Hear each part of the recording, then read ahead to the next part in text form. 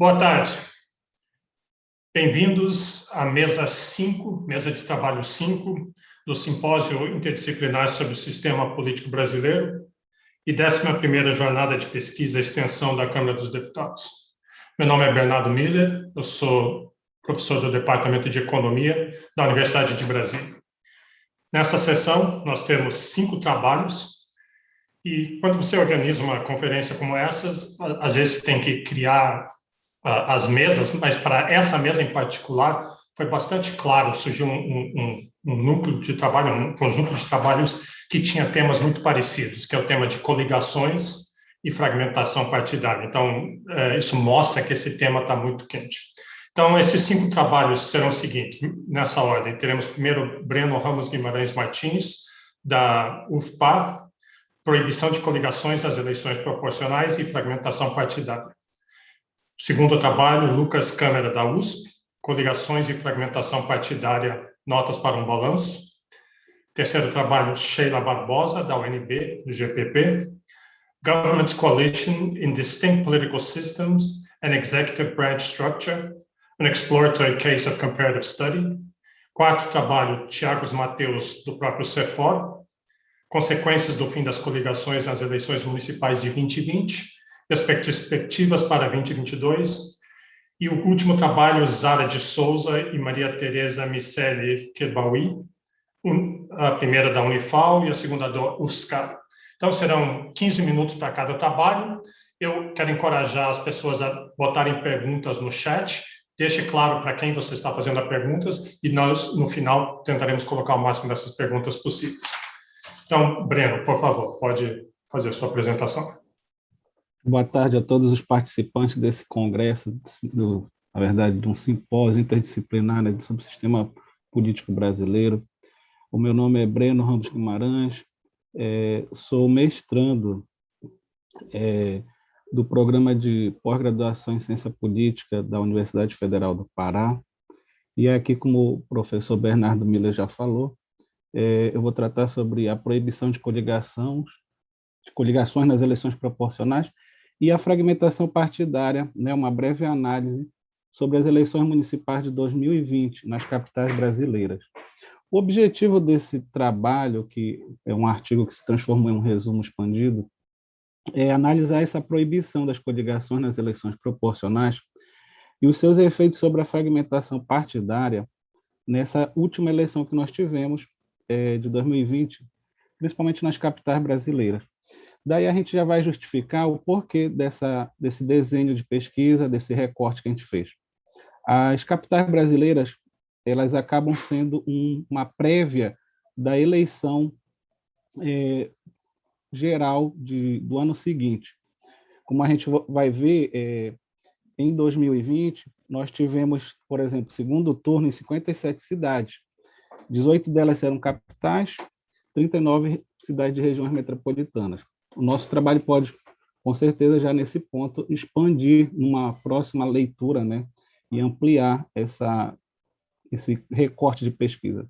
A hipótese que a gente levanta é que, com a proibição das coligações nas eleições para vereadores, os partidos usaram uma estratégia que foi denunciada já por vários teóricos, até da ciência política, como o professor Lúcio Remor, Luiz Miguel, já apontavam em pesquisas que eles realizavam no campo da Câmara dos Deputados o impacto sobre o possível fim das coligações nas eleições proporcionais. E aí a gente vai ver essa estratégia se lançando mais candidatos continuou ou não a gerar essa fragmentação partidária nas câmaras municipais das capitais. Então, a contextualização desse quadro, desse cenário, é que o Brasil, desde o Código Eleitoral de 1950, ele previa, a partir do termo aliança, em que 2 ou mais partidos poderiam se reunir para candidatos, seja em âmbito nacional, regional ou municipal. A experiência de coligações, de alianças, ela ocorre em países europeus, como a Bélgica, a Holanda, a Finlândia, e vem sofrendo críticas de vários autores da ciência política, como o professor Jairo Nicolau E um clássico estudo foi do professor Glaucio.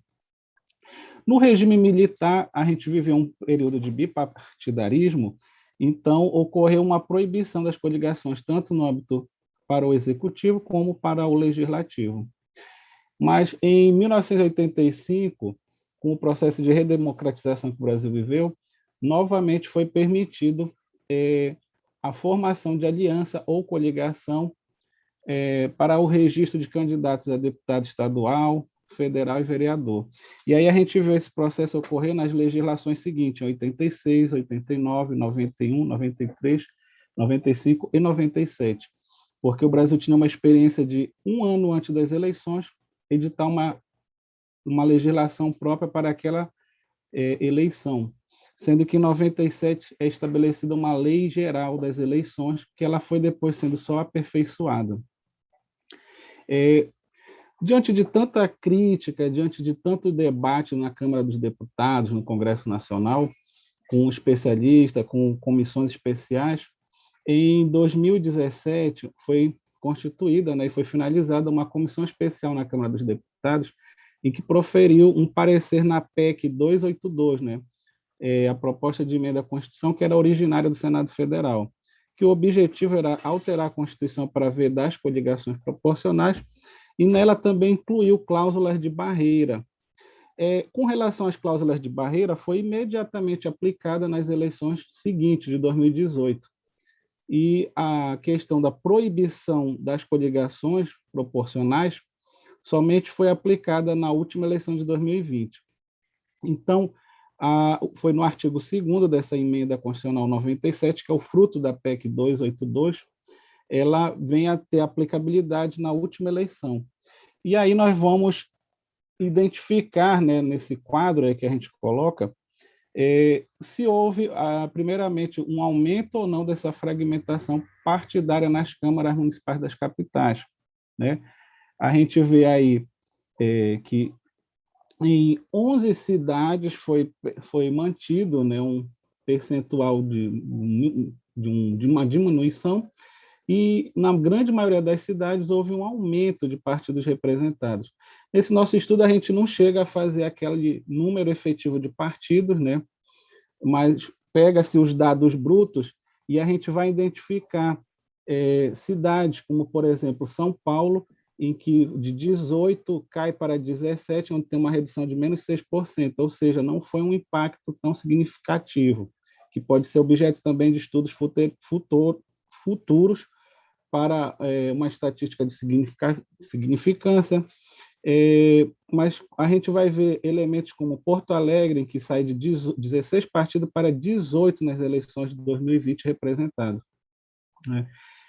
Nesse outro quadro aqui, a gente vai identificar o que poderia ser até objeto de uma correlação estatística, se o número de candidatos influenciou na manutenção dessa fragmentação partidária. A gente vai ver aqui elementos nesse quadro em que há um aumento de candidatos tanto para o cargo majoritário de prefeito, o que pode ter sido uma estratégia partidária daqueles partidos considerados pequenos, que muitos deles eram considerados pela literatura como beneficiários da formação de coligações proporcionais, passaram a ter uma estratégia de se lançar candidatos a prefeito, e com isso também aumentar o número de candidatos a vereador. A gente vê, por exemplo, São Paulo sai de 11 candidatos a prefeito para 14, e tem um aumento de 1.315 vereadores para 1.992. E isso ocorre em quase todas as capitais, com exceção de Recife, onde há um aumento para prefeito de 8 para 11, e, contudo, há uma diminuição no número de candidatos a vereador, que sai de 965 para 890. Em todas as capitais ocorreu esse aumento de candidatos a vereador, o que pode ser um indicativo, né, dessa estratégia partidária para a sobrevivência, né, no próprio jogo político. Se a gente for mostrar ainda aqui as outras análises, nos estados inteiros, quando a gente pega todos os estados, em todos eles, quando pega os dados brutos, em todos os estados brasileiros, ocorreu um aumento no número de candidatos a vereador, seja da eleição de 2016, seja da eleição para 2020, né? Que foi o que a gente está aqui apresentando. Assim como os partidos, né, os 5 principais partidos, eles aumentam o número de candidatos lançados, né? Então, esse aspecto pode confirmar aí as análises que o professor, por exemplo, Lúcio Renaud dizia que a proibição de coligações nas eleições proporcionais poderia influenciar no aumento de candidatos pelos partidos. E aí, quando a gente pega as capitais e os dados brutos de todo o país, a gente vê que esse fato, né, testando essa hipótese, ele de fato ocorreu em todo o país, né? Como a gente pode ver aí quando a gente analisa aí nesse quadro, considerando todos os municípios e o número de cadeiras e o número de candidatos a vereador em 2016 cresce em todos os estados e também nas capitais, que é nessa tabela 2. A gente pode identificar o crescimento em todas, com exceção, como eu já falei, de Recife, em que ela também tem um aumento de candidatos a prefeito. Bem, aí, como o tempo é curto, a gente vai voltar considerando no debate aqui com os outros participantes, alguns achados desse pequeno pesquisa aqui, exploratória, empírica, aqui, que a gente ainda vai ter que aperfeiçoar. Das 26 capitais, em 12 houve um aumento na fragmentação partidária no parlamento municipal, 11 capitais tiveram uma diminuição de partidos com representantes eleitos, e apenas em 3 o número de partidos permaneceu o mesmo. Um outro elemento, sem a gente ter feito o estudo do número efetivo de partido, mas em todas as câmaras municipais tem mais de 9 partidos políticos com representantes eleitos, né? E nas cidades de Goiânia, Rio de Janeiro e Salvador são as com maior número de partidos políticos representados. Em cada uma delas se tem 22 partidos, o que revela ainda essa fragmentação partidária no âmbito das câmaras municipais nas capitais, que provavelmente ela está relacionada a essa mudança de estratégia partidária em lançar mais candidatos às eleições proporcionais. E, com isso, eles também alcançaram os seus objetivos de eleger candidatos a vereador, né? Então, aqui a gente agradece essa nossa participação e dando continuidade aqui ao nosso simpósio sobre o sistema político brasileiro. Obrigado, Breno. Foi trabalho bem no tempo, obrigado. Então, vamos passar para o segundo trabalho, Lucas Câmara.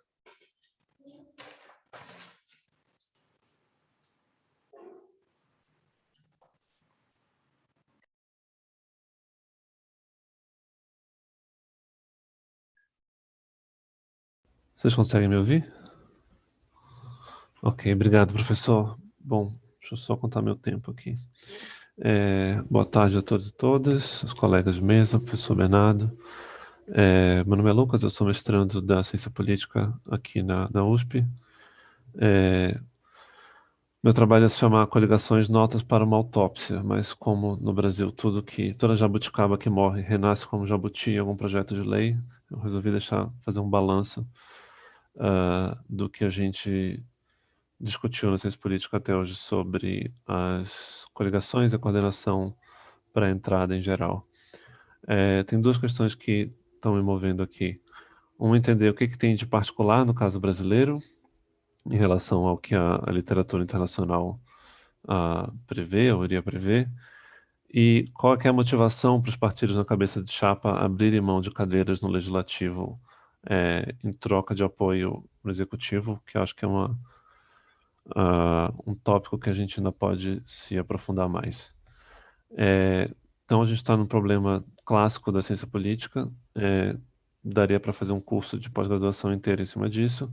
Eu vou ter que passar correndo um pouco por essa história, mas no fundo que a gente está voltando à velha questão de como que um sistema eleitoral no distrito projeta um sistema eleitoral nacional e vice-versa.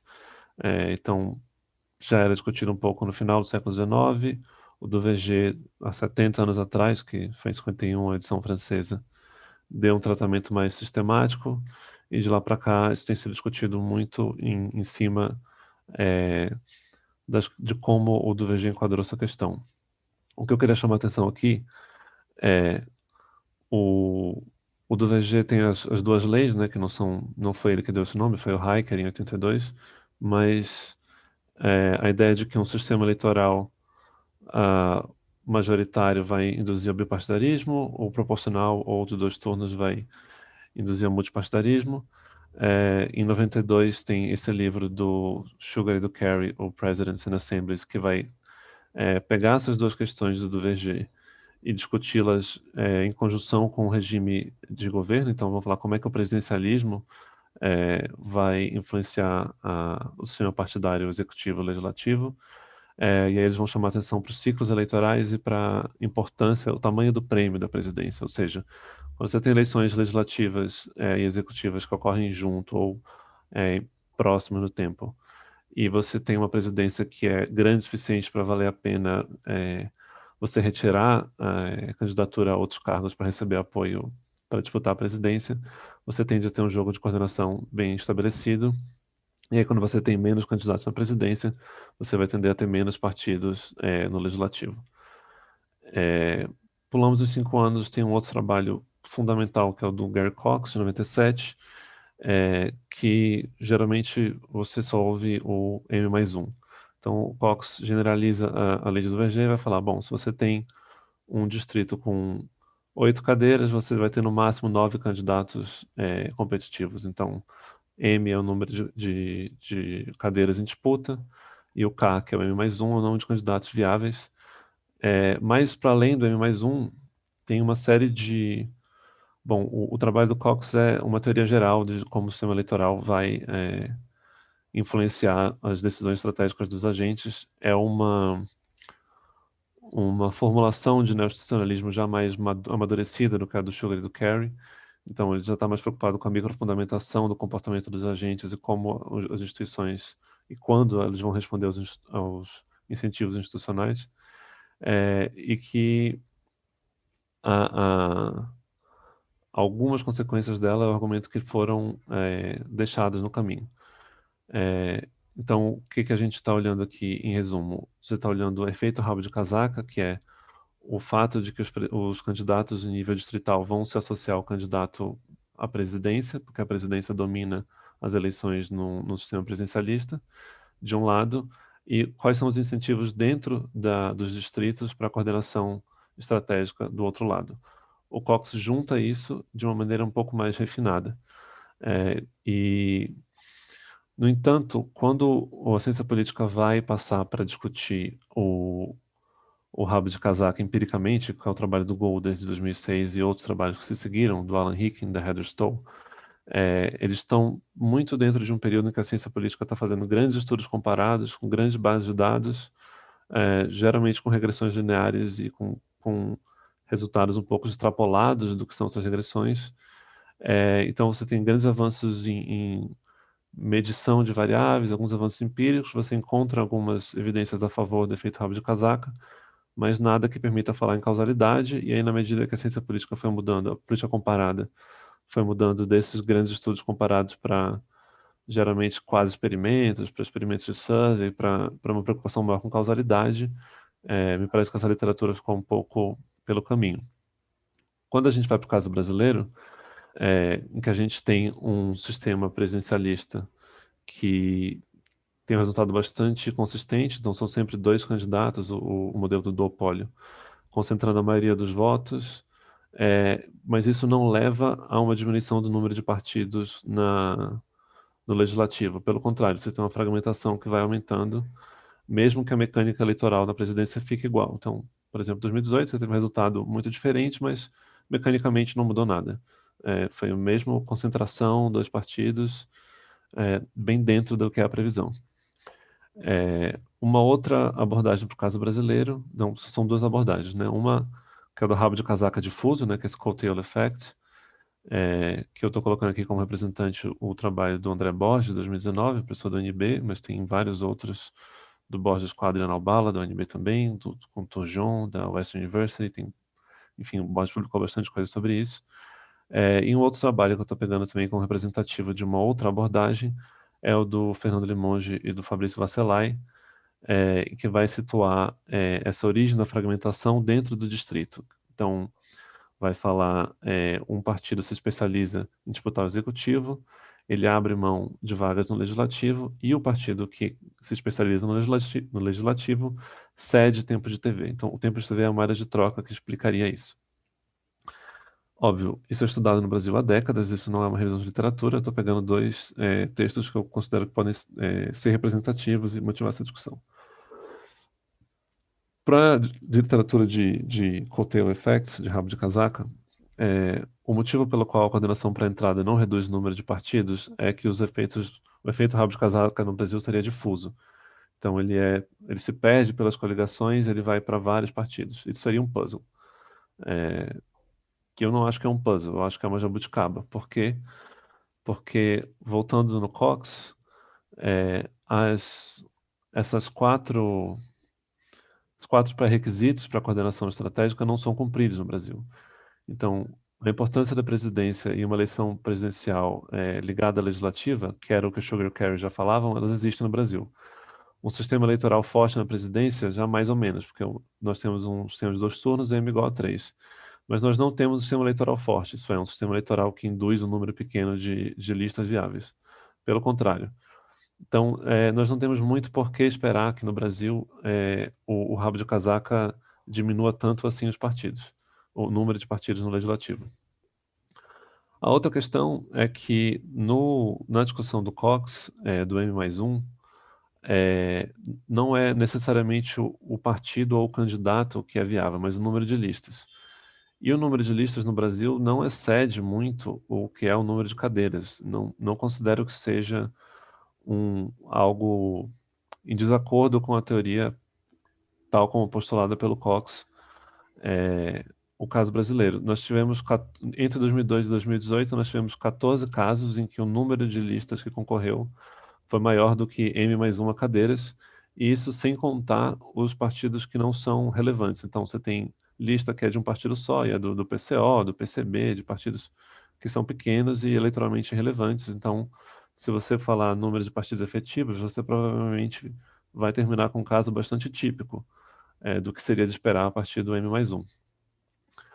O outro problema que o Jair Nicolau, geralmente nos livros dele sobre o sistema eleitoral brasileiro, ressalta é que dentro das listas o voto é muito disperso. Então você fala, bom, mas é de Hont, você esperaria que as listas mais fortes concentrassem cadeiras. O problema, como esse trabalho do Ernesto Calvo, do Limonge e do Fernando Guarnieri mostra, é que os partidos na coligação, os partidos menores, conseguem concentrar todos os votos em um candidato só, que fica bem ranqueado na lista, e se aproveita dos votos da coligação, porque, entre outras coisas, o voto de legenda, que geralmente é o que seria mais beneficiado pelo efeito rabo de casaca, né? Então o cara vota 13, ou 17, ou 45 de cabo a rabo, ele não beneficia o partido, ele beneficia a coligação. Então você tem uma dispersão enorme dentro da lista, mesmo que as listas tendem a agregar o voto. E por fim, o que o Cox traz de mais de refinado é que as expectativas dos agentes é o que acabam determinando o jogo de coordenação. Então, o eleitorado coordena se ele sabe quem é o candidato viável e quem é o candidato inviável, e as elites partidárias vão coordenar antecipando o que vai ser o comportamento do eleitorado por indução retroativa, reversa. Então, o Brasil não cumpre os pré-requisitos para esse voto estratégico do eleitor, porque você tem centenas de candidatos no legislativo, e o custo informacional do eleitor conseguir saber quem é viável e quem não é proibitivo. Às vezes nem os partidos sabem. Sobre isso tem um paper do Scott Desposato, que saiu esse ano. Ele faz um experimento em survey, mostrando, se eu não me engano, a partir de 6, os eleitores já não conseguem. O custo informacional já é muito alto para o eleitor, ele vai procurar alguma pista. Esse aqui é um gráfico que eu coloquei só para motivar a discussão. Na horizontal, a gente tem um número de listas, que inclui partidos isolados, e na vertical, o tamanho médio das coligações. ao longo dos anos, de 2002 a 2018, e o tamanho das esferas é a magnitude do distrito. Então, a gente vê que tem alguma relação entre magnitude do distrito e a estratégia dos partidos, mas que ela não explica sozinha. E você tem uma variação ao longo do tempo importante com essa anomalia em 2010, que é o ano em que a desverticalização voltou a valer. Estou mostrando isso para colocar que a gente provavelmente tem um efeito rabo de casaca, a gente tem uma interação importante entre o contexto nacional e subnacional, e que não dá para explicar só pelo distrital. Mas que também não é uma relação muito fácil de explicar, ela não é tão intuitiva. E que eu acho que merece um pouco mais de estudo. No nível distrital, indo para outra explicação, fica a pergunta do quanto que é explicado pelo horário gratuito de propaganda eleitoral. A gente não sabe muito bem dizer qual que é o benefício marginal do propaganda gratuita, qual que é o ponto ótimo de propaganda gratuita, por que coligações tão grandes se formam, o que explica a variação delas. E você tem uma certa confusão que esse gráfico mostra a classificação dos candidatos e o tamanho das coligações. Então, em média, entre 2006 e 2018, os primeiros colocados tiveram esse tamanho aqui de coligação, o segundo esse, o terceiro esse. E, basicamente, tudo nas coligações, na coordenação para a entrada, tem esse padrão, que os candidatos que parecem mais viáveis concentram apoio e os inviáveis não têm muito. E você segue bem essa lógica do M+1. Então, o terceiro já tem uma queda muito grande do segundo para o terceiro. Em segundo lugar, as coligações dos incumbentes costumam ser maiores também, o que não necessariamente faz muito sentido. Quer dizer, o incumbente tem uma certa vantagem porque ele paga mais em termos de cadeira no legislativo para ter apoio. Isso não fica muito claro se a gente pensar só em termos de tempo de TV. O Calvo, Guarnieri e Limonge sugerem que coligar maximiza as cadeiras da coligação. Mas aí gera um outro problema, que é entender por que são os cabeças de chapa que internalizam esse custo. Por que eles não vão sozinhos e formam uma base de apoio maior e estão em uma posição melhor para negociar a formação de coalizão durante o governo.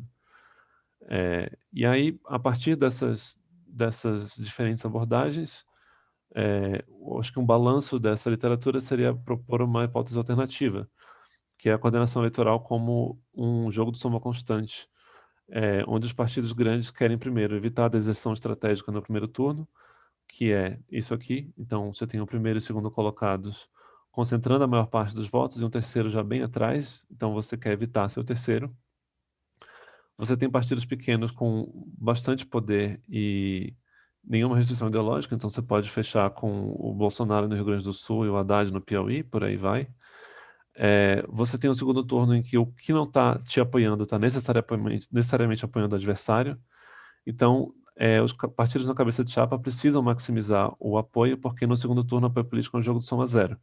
Então, essa seria a interação estratégica-chave para a gente entender por que os partidos na cabeça de chapa formam coligações aparentemente desvantajosas para eles, não necessariamente só o que eles ganham a partir da coligação.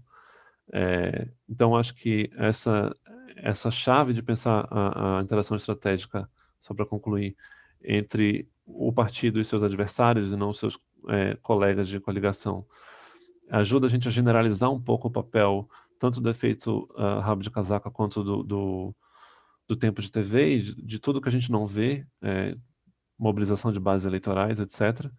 Permite a gente mostrar que, do ponto de vista teórico, a teoria do Cox é mais poderosa para explicar esses casos. Então, o Brasil deixa de ser um caso divergente e passa a ser um caso estranho, mas aderente à teoria. E eu acho que abre outras frentes de discussão, pensando aqui em institucionalização do sistema partidário, que se dá para a gente falar na institucionalização do sistema partidário, em que você dispersa tanto poder em partidos pequenos, desenraizados, sem grande capacidade de representação, e que criam uma lógica endógena de enfraquecimento dos partidos grandes. Então, passei um pouquinho do tempo, peço desculpa, mas era isso. Obrigado. Obrigado, Lucas. Então, vocês veem como os trabalhos têm a temática parecida. Vou passar para o terceiro trabalho, então, Sheila Barbosa. Boa tarde a todos. vou compartilhar aqui a minha tela com vocês. Tá?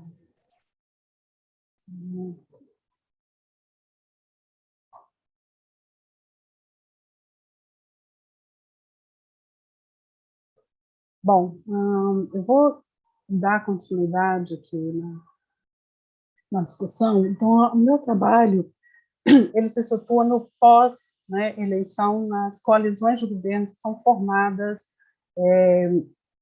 no nível federal. Então, aqui eu estou falando de coalizões de governo em distintos sistemas políticos e a estrutura do Poder Executivo Federal.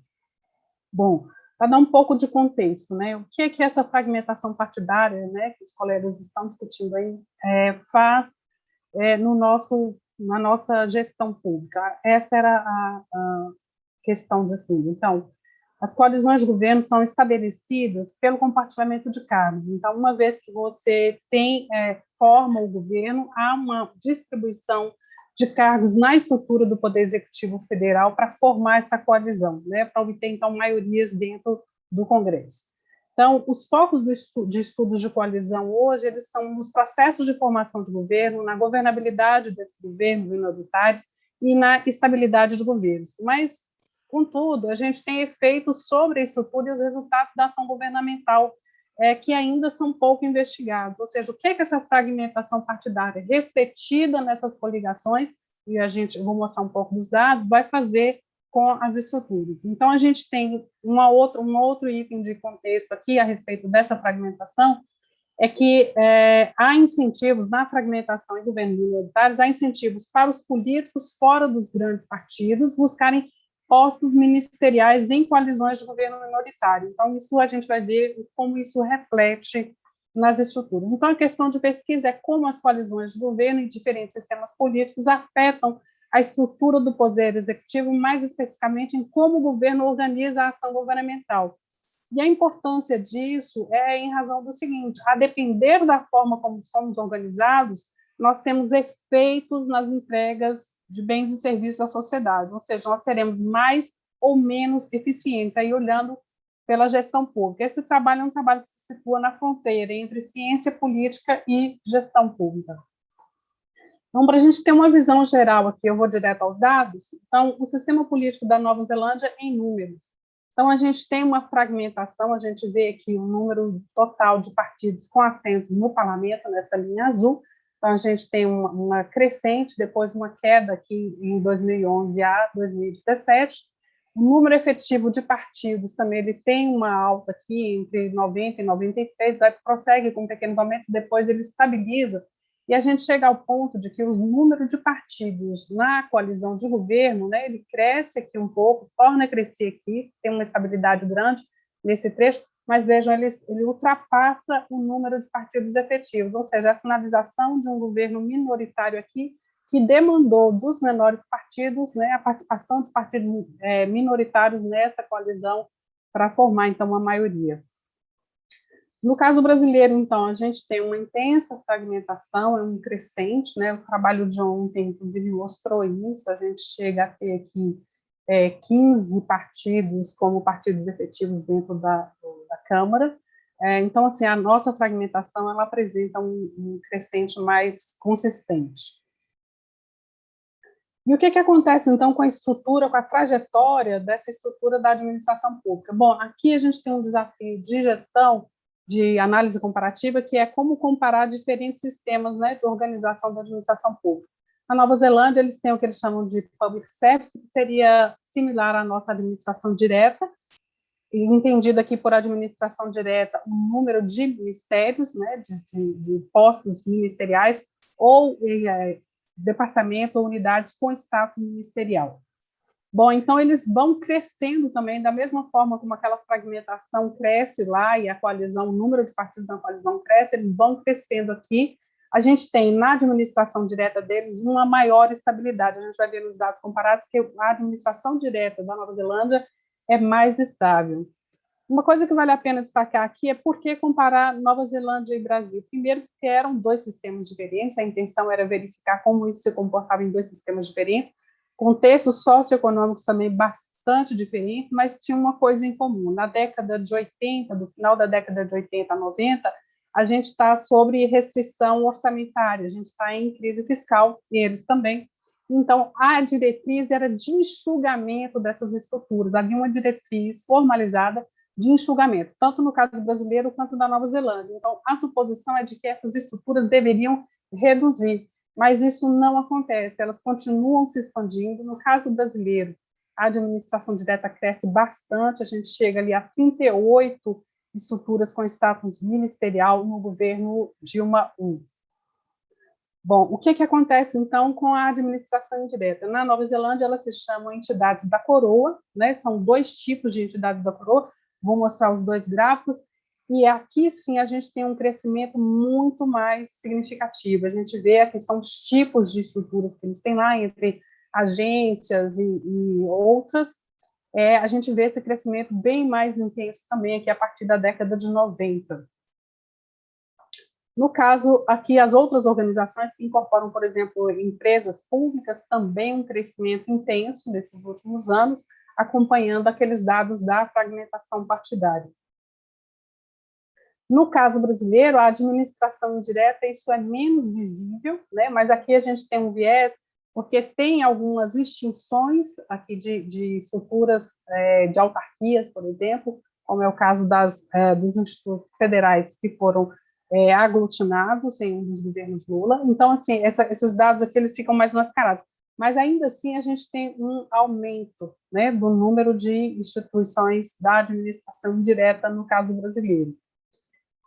Bom, e então, assim, a título né, para agregar mais nessas comparações qualitativas que foram feitas, a gente fez um teste de correlação entre esses dados, e o que se observa é o seguinte: todos eles dão correlação significativa e positiva, mas, no caso da administração direta na Nova Zelândia, ela é menor, é a menor de todas. A administração direta da Nova Zelândia, como você nos dados, ela é mais estável. Por quê? Porque ela não está sujeita à indicação política. A distribuição de cargos é feita apenas para o partido vencedor. O partido vencedor ele ocupa os postos ministeriais, mas a estrutura abaixo do posto ministerial ela fica isenta da indicação política. Eles têm um outro sistema lá, depois posso comentar sobre isso. Já no caso do Brasil, tanto a administração direta como indireta é sujeita à indicação política para a ocupação de cargos. Então, vejam que as correlações são maiores. Ainda assim, no caso da administração direta brasileira, ela é um pouco menor do que o que acontece na administração indireta, e ainda um tanto menor do que aqui no caso da administração indireta da Nova Zelândia. Bom, quais são os principais achados da pesquisa, então? Há um incremento no número de partidos nas coalizões de governo, e os dados, né, das demais pesquisas também mostram isso. No caso da Nova Zelândia, as indicações políticas são disponíveis apenas na administração indireta deles, é por isso que a correlação se dá de uma forma mais intensa ali na administração indireta.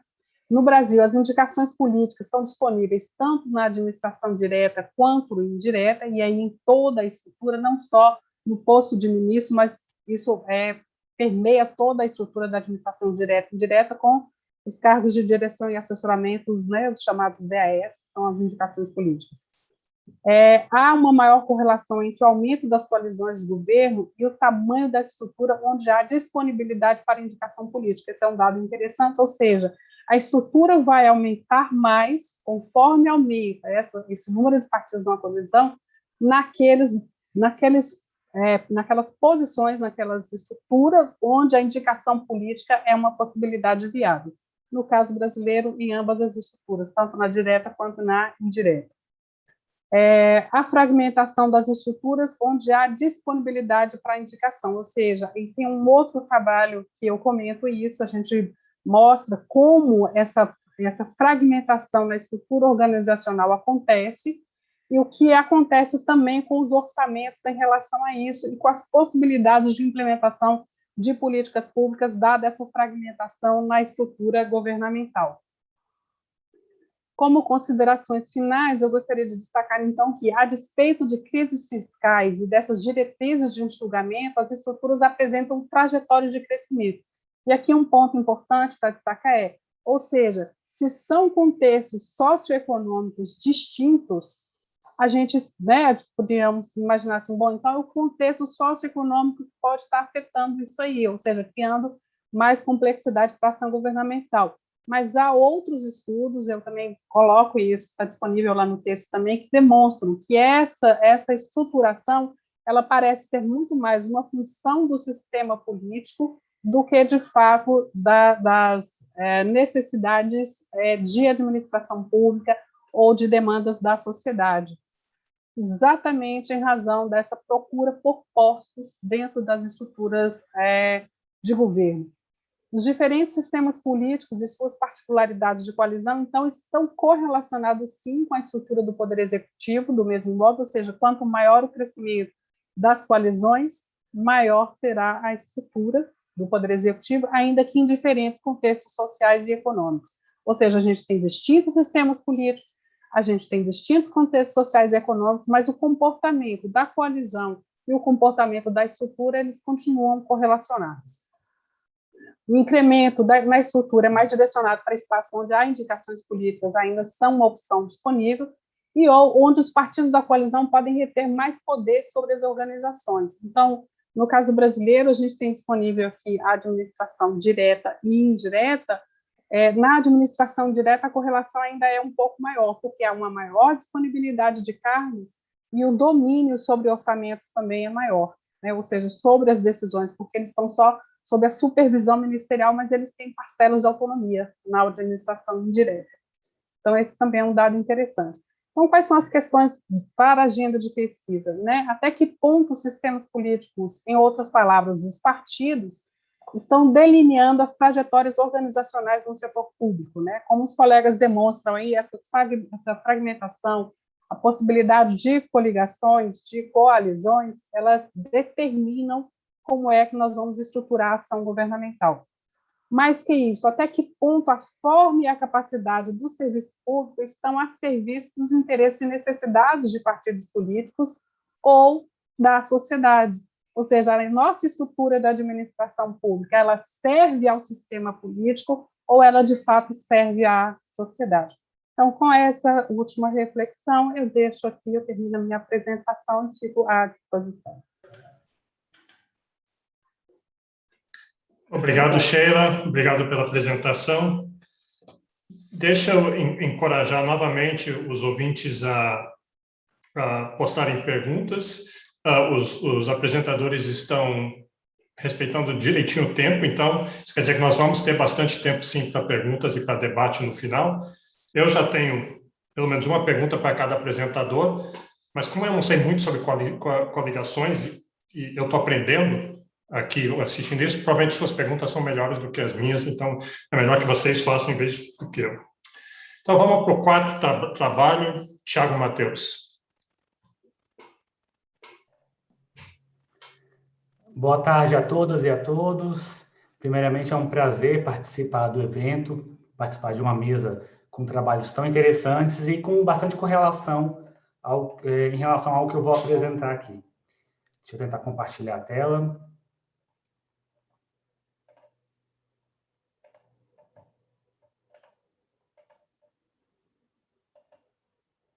Todos estão vendo?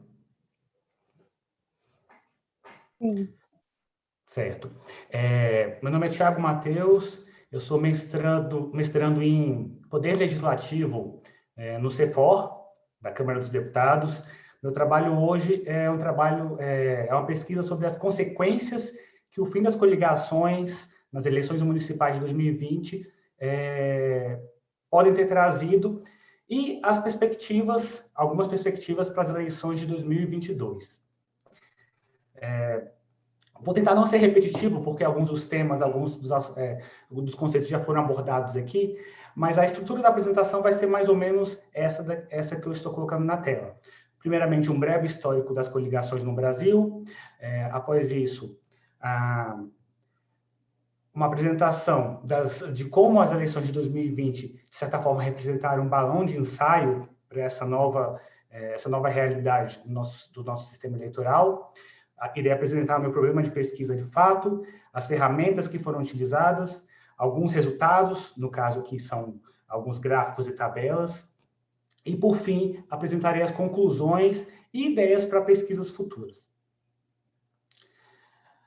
Iniciando pelo histórico, nós temos, no histórico das coligações no Brasil, a primeira vez que essa instituição apareceu na legislação eleitoral foi no Código Eleitoral de 1932, só que sob a denominação de aliança de partidos. Desde então, ela foi utilizada em todas as eleições, com exceção dos momentos em que nós tivemos os momentos ditatoriais aqui no Brasil, tanto o Estado Novo quanto o regime militar. O tema, ele começou a ser pesquisado, ou um trabalho que foi um trabalho marcante para o início da pesquisa sobre coligações, foi o trabalho do saudoso professor Glaucio Dillon Soares, de 1964, onde ele trabalha com as ideias, com os conceitos de esforço mínimo e resistência ideológica. Nós podemos aprofundar sobre esses conceitos posteriormente, se for do interesse de quem está assistindo. Após o seu trabalho, diversos outros pesquisadores também se aprofundaram na temática, entre eles Souza Nicolau, Tavares Braga, Carreirão e diversos outros. O ano de 1999 foi um ano marcante. Eu fiz uma pesquisa no banco de dados do Congresso Nacional e, a partir desse ano, a movimentação dos congressistas, no sentido de apresentar proposições objetivando o fim das coligações, aumentou muito. E o interessante aqui é que as proposições apresentadas, elas eram oriundas de parlamentares de partidos diversos. Então, não tinha uma questão ideológica aparentemente envolvida. De 2002 a 2006, nós tivemos discussões vibrantes sobre a questão da verticalização, com decisões judiciais, com PECs abordando o tema. E, por fim, em 2017, finalmente, as coligações foram proibidas para as eleições proporcionais. Do final dos anos 90 até a Emenda Constitucional 97 de 2017, as coligações foram um tema importantíssimo nos debates sobre reforma política aqui no Brasil. E quais eram as principais consequências esperadas e debatidas com o fim das coligações das eleições proporcionais? Resumindo bastante, a gente tem duas principais, que é a expectativa de um maior sucesso eleitoral para os grandes partidos em detrimento dos médios e pequenos, com o fim da possibilidade das coligações, e uma redução da fragmentação partidária nas casas legislativas. Como a emenda constitucional foi aprovada em 2017 e o seu conteúdo só passaria a valer, não valeria para as eleições de 2018, as eleições de 2020 acabaram funcionando como um balão de ensaio para determinarmos quais seriam os efeitos do fim das coligações. No entanto, a maioria dos estudos e os dados que subsidiaram os debates, eles eram baseados principalmente nas consequências provocadas para as eleições para a Câmara dos Deputados, eventualmente para assembleias legislativas. Não tínhamos muitos estudos para verificar o que aconteceria nas eleições municipais. Os dados das eleições de 2020 mostraram que indicam que a realidade para as eleições municipais é bem diferente daquela que nós esperávamos para as eleições federais. Um ponto que eu acho que é muito importante aqui é relacionado ao comportamento dos eleitores e dos partidos, mas principalmente dos partidos. A gente pode vincular esse comportamento, por exemplo, ao efeito psicológico do Verger. Eu vou abordar isso mais tarde com mais atenção. Então, qual é o problema de pesquisa? Então, que está sendo tratado aqui. A ideia é tentar entender como o fim das coligações alterou essa dinâmica eleitoral dos municípios.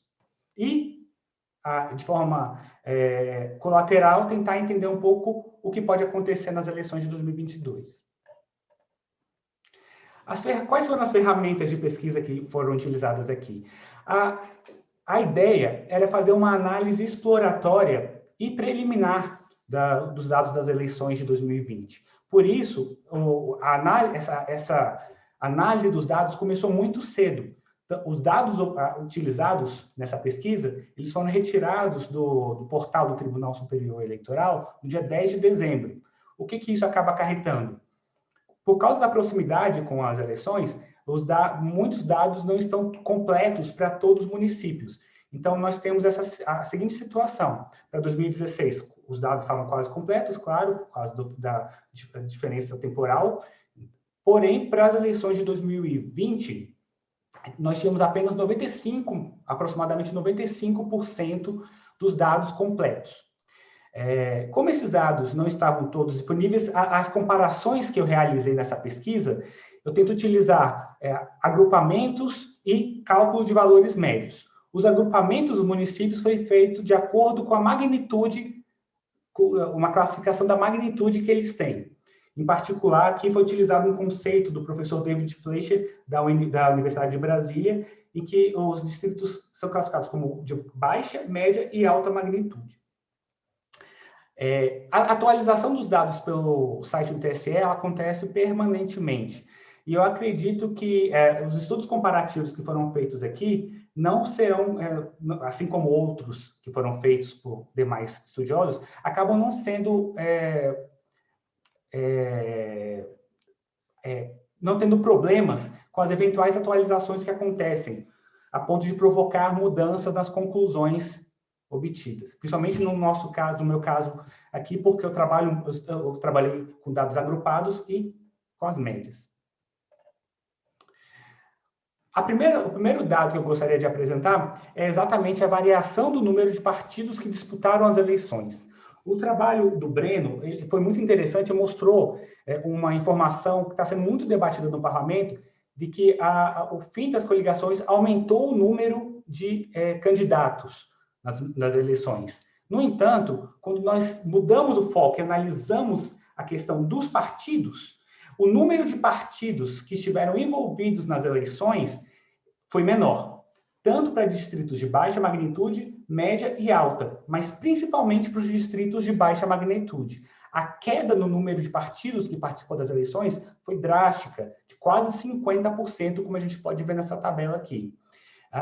Eu acredito que talvez esse seja um dos principais achados que as eleições de 2020 nos proporcionaram, porque ele, de certa forma, ele demonstra que os próprios partidos tiveram uma reação antecipada devido à questão do fim das coligações nas eleições proporcionais, otimizando em quais municípios eles iriam lançar ou não candidatos. Tendo como ponto fundamental aqui a existência ou não de estrutura, por exemplo, desses partidos nos municípios, como no caso de baixa magnitude, poucos partidos têm estrutura, a redução foi maior. Esse gráfico é apenas para ilustrar a comparação de 2016 e 2020 e mostrar que a queda de 16 para 20 foi consistente para todas as magnitudes de distrito. Aqui são valores médios para todas as magnitudes. E a gente percebe que é consistente a queda, e essa queda é menor nos distritos de maior magnitude, porque são distritos onde os partidos acabam tendo um custo de oportunidade menor para lançar candidatos. A questão da variação no número de candidatos se refletiu de partidos, se refletiu de certa forma também no número de partidos que conseguiram se sair vencedores, que elegeram vereadores. Porém, essa redução foi menor. Nos distritos de baixa magnitude, tivemos uma redução de 23%, no de média, 13%, e no de alta magnitude, tivemos uma variação muito pequena, ficou quase que constante, enquanto em 2016, o número de partidos com vencedores foi de 17,4%, e em 2020 foi de 16,9%. O número efetivo de partidos acaba sendo, dessas três informações, a mais usual, porque é um indicador muito adotado para determinar a fragmentação das casas legislativas. E, de acordo com a classificação aqui dos municípios em baixa, média e alta magnitude, a gente percebe que também houve uma diminuição da fragmentação, houve uma diminuição do número efetivo de partidos. Não uma redução tão grande, vou voltar aqui, não tão grande quanto do número de partidos que elegeram vereadores. A redução foi um pouco menor quando a gente olha os números absolutos. Mas aqui é importante verificar que, por exemplo, os distritos de baixa magnitude, eles chegaram numa situação em que a média de partidos, a média do número efetivo de partidos deles é de 3,7, o que é um número razoável, por exemplo, e compatível com diversas outras casas legislativas de países europeus. É claro que a gente está comparando níveis diferentes de governo, mas são números mais próximos do que a gente encontra em outras situações. Já nos distritos de alta magnitude, os números continuaram altos. E aqui embaixo eu tenho o número médio, o tamanho médio das bancadas desses partidos que foram eleitos. Vamos passar, porque o tempo está acabando. Com isso, esses dados podem tentar fazer a gente entender um pouco como que se deu a estratégia eleitoral dos partidos, então, em 2020. Para entender a estratégia dos partidos em 2020, eu trago esse gráfico aqui, que é das eleições de 2016.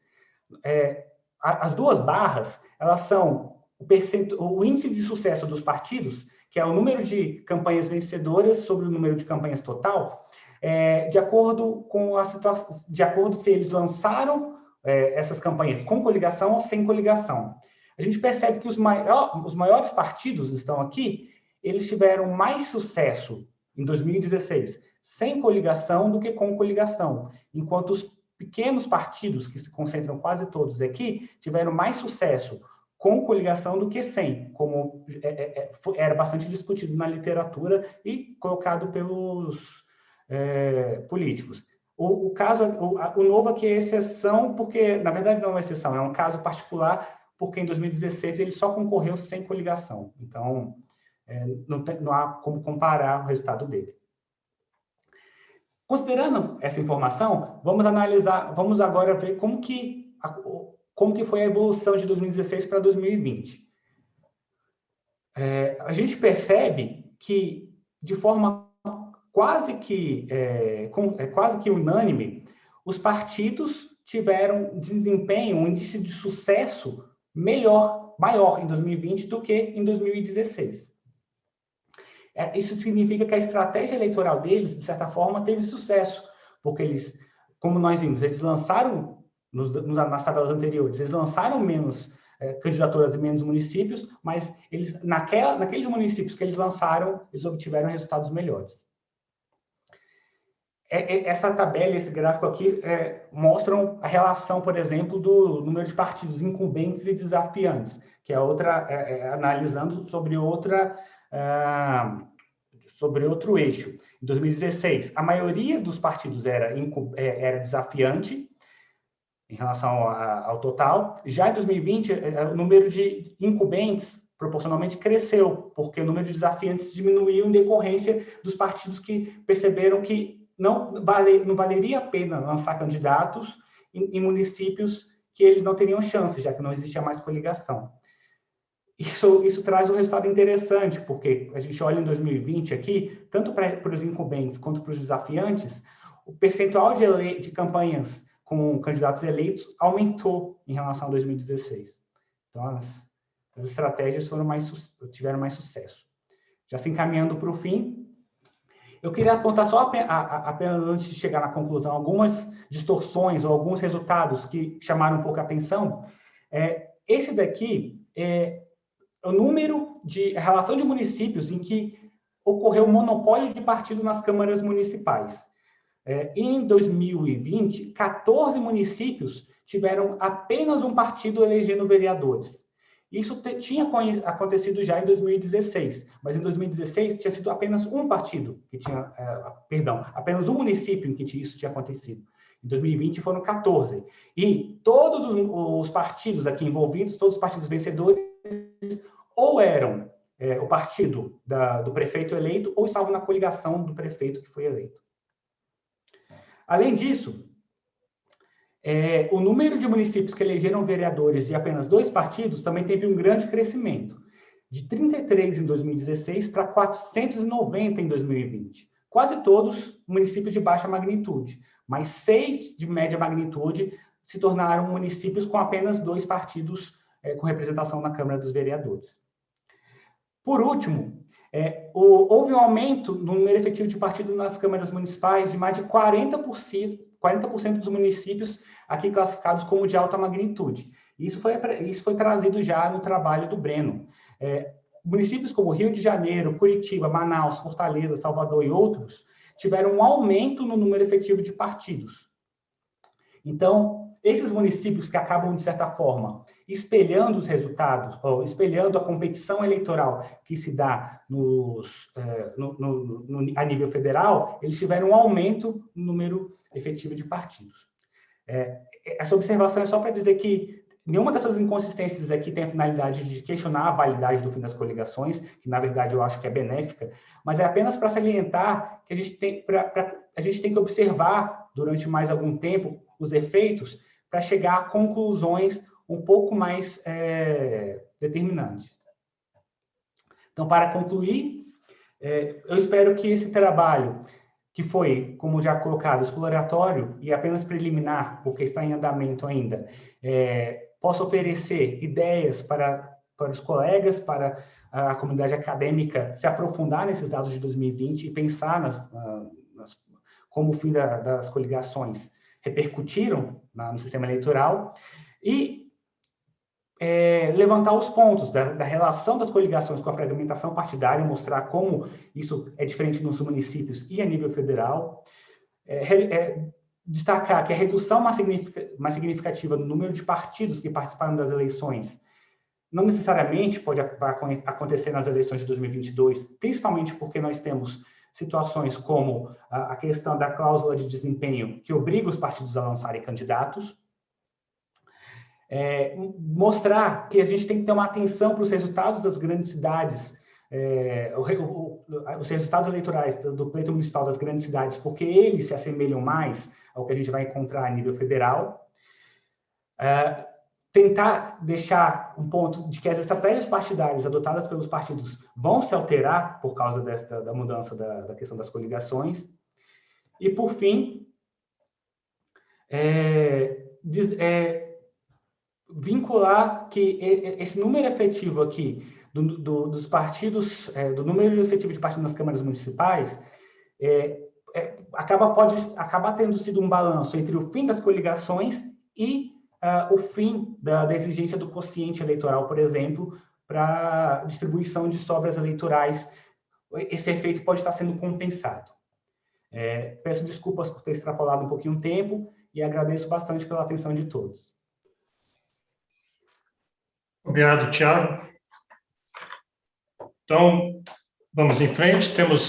Antes dos debates, temos mais um trabalho. Zara e Maria Tereza, quem vai apresentar? Oi, sou eu que vou apresentar o trabalho. Vou colocar aqui para compartilhar a tela.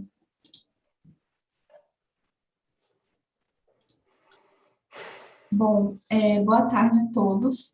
O meu nome é Zara, eu sou mestranda em Ciência Política na UFSCar e hoje vou apresentar o trabalho desenvolvido junto com a minha orientadora, a professora Maria Tereza Kerbaui, intitulado Aliados no Jogo, de novo, aspectos gerais da configuração das coligações eleitorais de prefeitos reeleitos em 2016.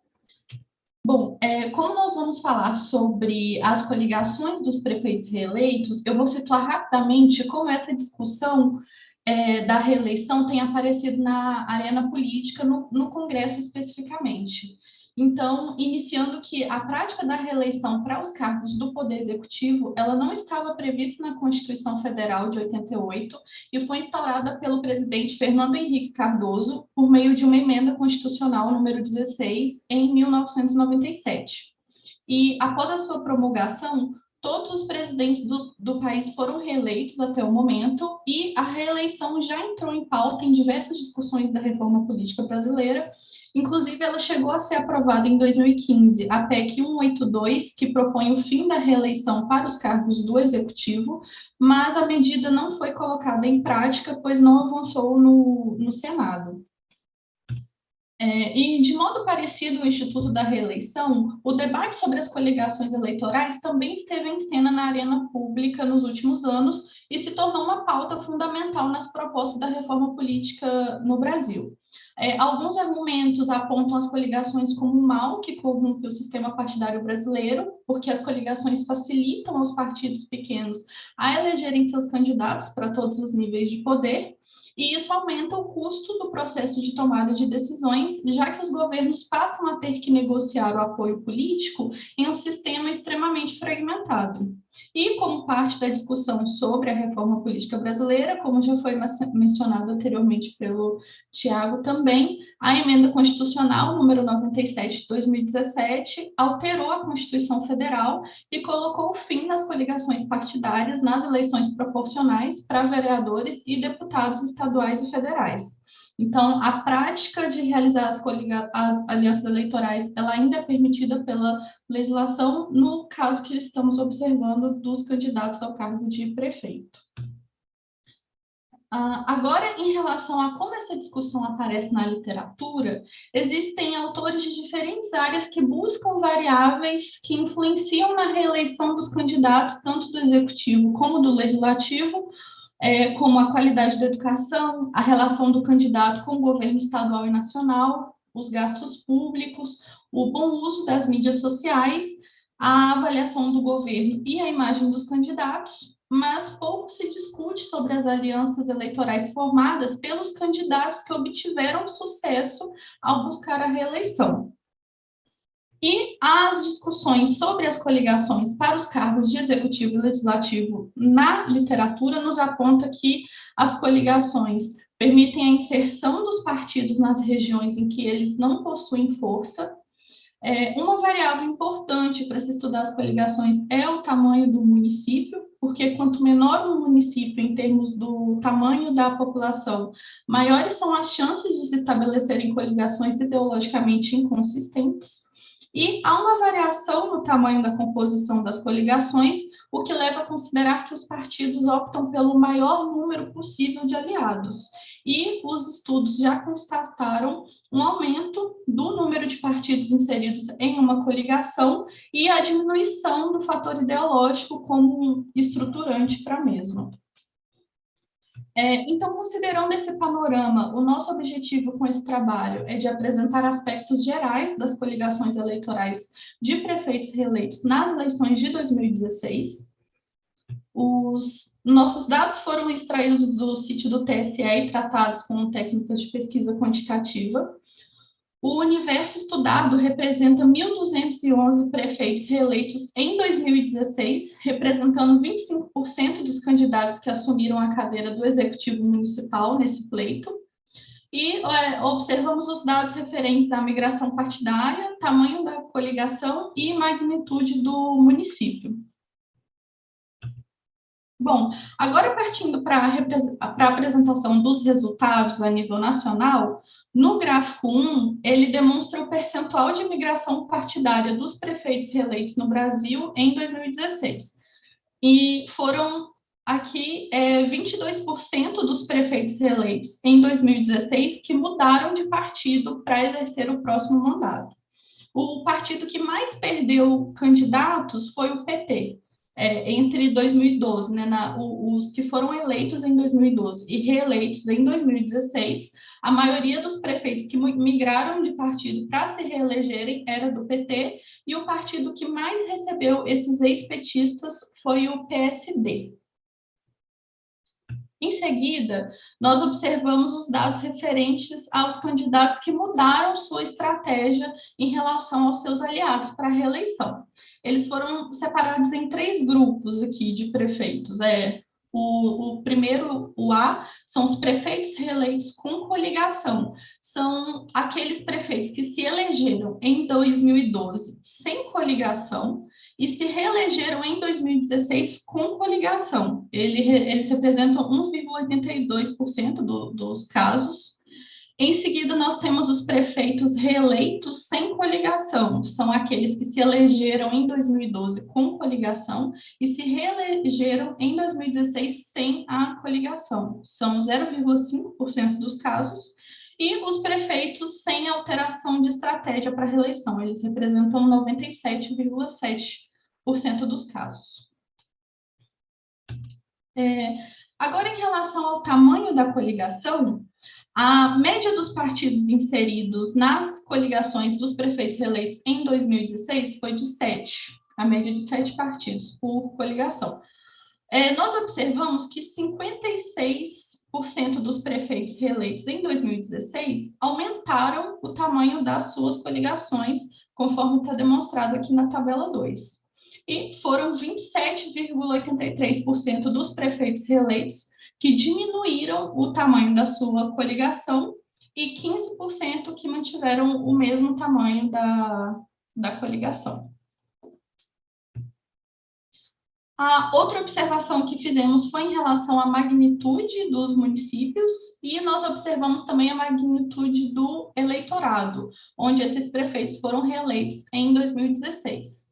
Nós ordenamos os dados por faixas populacionais e o resultado foi que a maioria dos prefeitos se reelegeram em municípios de até 50 mil habitantes. Foram aqui 89,76%, sendo que 0,58% foram reeleitos em municípios com mais de 1 milhão de habitantes. Quando observamos esses dados pela magnitude do eleitorado na tabela 4 à direita, o resultado também aponta que a maioria, 91,82% dos prefeitos reeleitos, foram em municípios com um eleitorado de até 50 mil, sendo que 0,41% dos prefeitos reeleitos em municípios com mais de 1 milhão de eleitores. Quando nós submetemos esse trabalho ao evento, nós estávamos tratando os dados das eleições de 2016, mas nós temos um objetivo maior de observar também os dados das eleições de 2020 em perspectiva comparada. Nós já encontramos alguns resultados para 2020, e apenas a título de curiosidade para complementar a discussão, nós trouxemos aqui na tabela 5 como ficou o tamanho das coligações dos prefeitos reeleitos em 2016 e 2020. Só para poder situar brevemente, nós tivemos 2.069 prefeitos reeleitos nas eleições de 2020, foi um recorde, representando 37% de todas as cadeiras do Executivo Municipal, e o que nós observamos é que, enquanto em 2016, 56,48% dos prefeitos reeleitos aumentaram o tamanho das suas coligações, em 2020, 76,41% dos prefeitos que se reelegeram diminuíram o tamanho das suas coligações.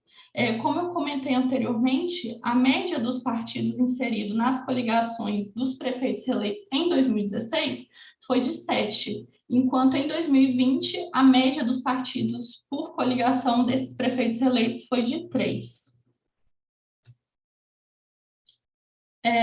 Partindo agora para as considerações finais dos dados que observamos das eleições de 2016, o partido que mais reelegeu prefeitos no ano de 2016 foi o PMDB, responsável por 18% dos prefeitos reeleitos, e o segundo foi o PSDB, responsável por 16% dos prefeitos reeleitos.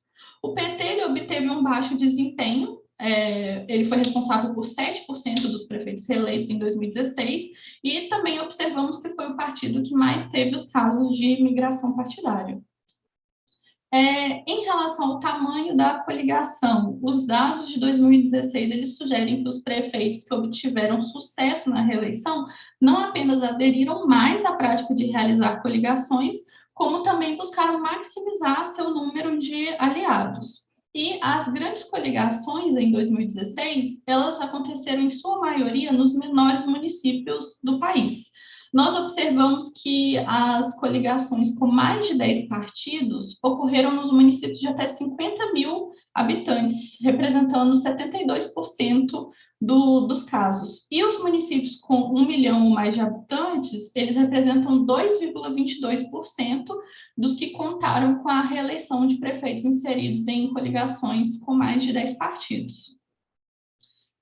O nosso objetivo aqui ele foi de apresentar aspectos gerais das coligações eleitorais dos prefeitos reeleitos nas eleições de 2016. Não nos cabe aqui relacionar a influência das coligações com o sucesso da reeleição dos prefeitos. Nós buscamos apenas levantar dados iniciais sobre essa questão, que é pouco explorada na literatura. Bom, eu gostaria de agradecer a presença de todos, a organização do evento também pela oportunidade. Muito obrigada. Obrigado, Zara. Bom, com isso, então, nós acabamos as apresentações, vamos passar para o debate. Então, nós temos algum tempo para fazer isso. Com a organização, se tiver perguntas da audiência, por favor, repasse para mim, que daí eu repasso para os apresentadores. E para começar as coisas, então, daí eu vou fazer uma pergunta, algumas perguntas e vamos ver onde vai dar e, eventualmente, até os próprios apresentadores podem fazer perguntas entre si. Então, tá. Primeiro, esse já é o final do dia 2 do simpósio e está indo muito bem. Então, parabéns a todos da organização. Eu estou gostando de ver, especialmente, essa mistura que tem de uma diversidade muito grande. Tem desde alunos, mestrandos, graduandos, medalhões, tem juristas, tem economistas, tem engenheiros, ciência política, tem todas as áreas, e gente também com pensamento diferente. É isso que está tornando tão bom o simpósio como um todo. Então, deixa eu fazer uma pergunta. Como eu tinha perguntas que eu ia fazer individual, mas eu acho que, como os trabalhos são muito sobre o mesmo tema, daí eu posso fazer uma pergunta e aí cada um pode responder, ver se achar que aquilo tem a ver com a sua apresentação. Então, a ideia é a seguinte: é muito comum com ciência política, quando você olha assim, você olha o país, olha o Brasil, aí a gente vê um monte de coisa que não gosta no sistema político, né? E no sistema brasileiro é praticamente fácil fazer isso. Então, eu me lembro de uma época que tinha a gente lá no final da década de 90, começo de 2000, a gente olhava assim, medida provisória.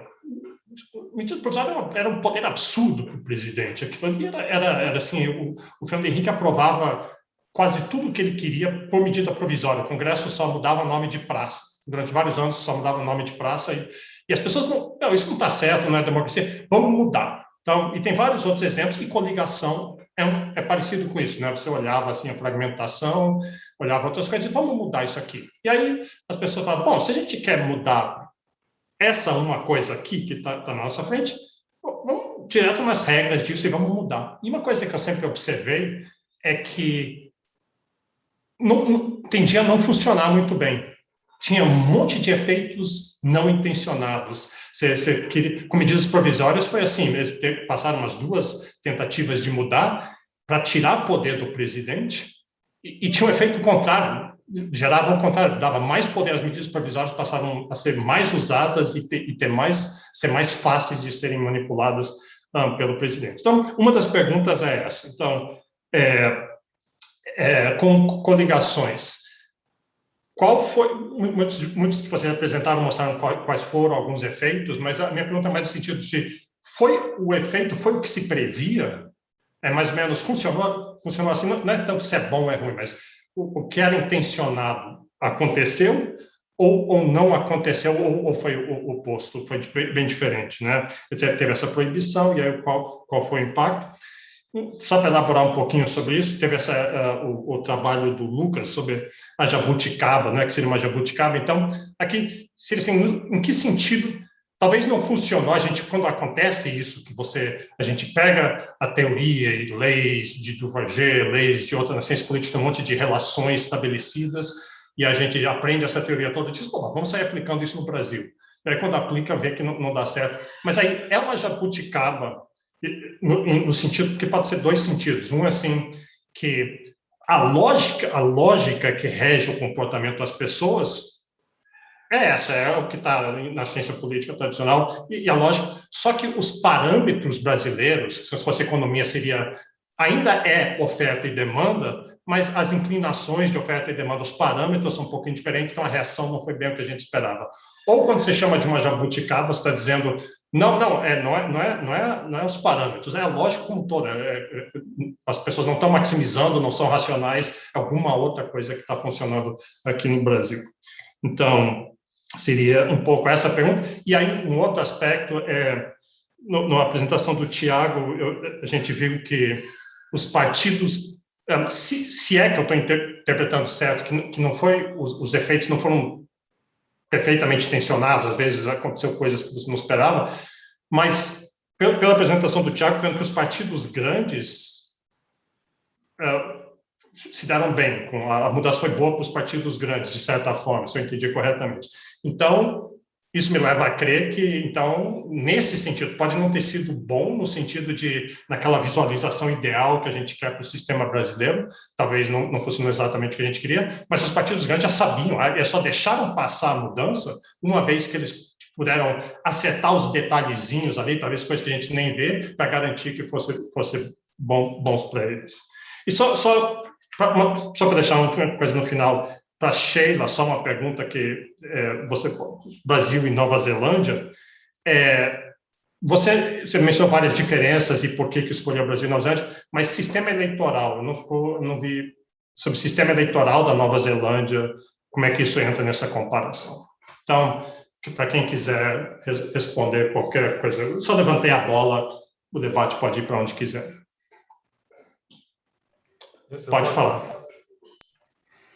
Acho que começando pela sua primeira colocação, professor Bernardo, a questão de se deu certo ou não as alterações de acordo com o que era pretendido, eu acho que ainda é muito cedo para poder responder, porque as eleições que aconteceram com essas novas regras foram eleições que são bem diferentes, que têm particularidades bem diferentes das eleições federais, que foram base de estudo para a proposição dessas regras.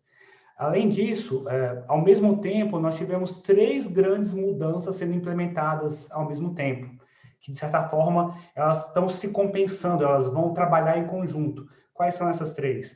A primeira é a questão do fim da possibilidade de se coligar nas eleições proporcionais, mas também foi colocado a imposição de que se alcance uma cláusula de barreira, que foi dividida em várias eleições, mas uma cláusula de barreira que obriga os partidos a concorrerem e obter votos para que eles não tenham seus recursos retirados. E o terceiro ponto foi o fim da exigência de que se atingisse o quociente eleitoral para que se participasse das sobras eleitorais durante a distribuição das vagas.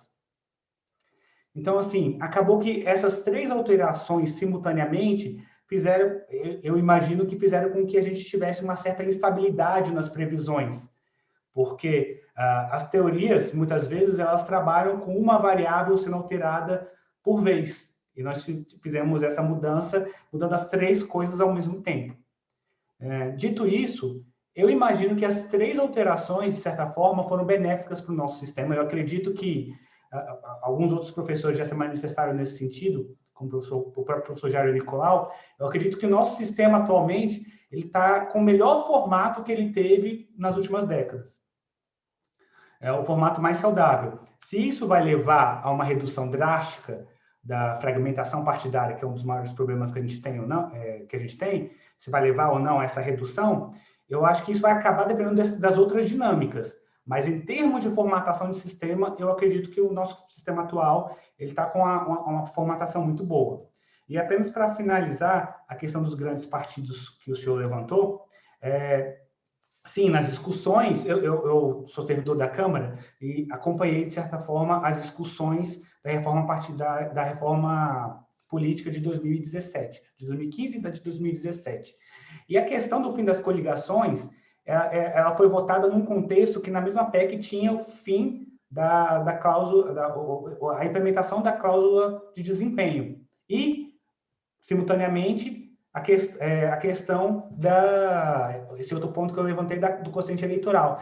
Então, o que foi acordado entre os grandes e pequenos partidos, informalmente, é que você passaria o fim das coligações, passaria a cláusula de desempenho, mas, ao mesmo tempo, você permitiria que os pequenos partidos participassem da sobra eleitoral com o fim da exigência do quociente eleitoral, entende? Então, assim, foi um cálculo político feito tanto pelos partidos grandes quanto pelos pequenos naquele momento. Obrigado, Thiago. Mais alguém? Bem, professor Bernardo, Sim, as considerações aí, quase que já finais do nosso simpósio, nessa temática das coligações, realmente o Brasil é uma jabuticaba, como o Lucas tratou, o Tiago também fez uma abordagem muito pertinente, que ele fala de um balão de ensaio, e realmente essa eleição de 2020 foi um balão de ensaio, onde se implementa o fim das coligações nas eleições proporcionais, e, ao mesmo tempo, os partidos que não atingem o quociente eleitoral podem disputar as sobras, né?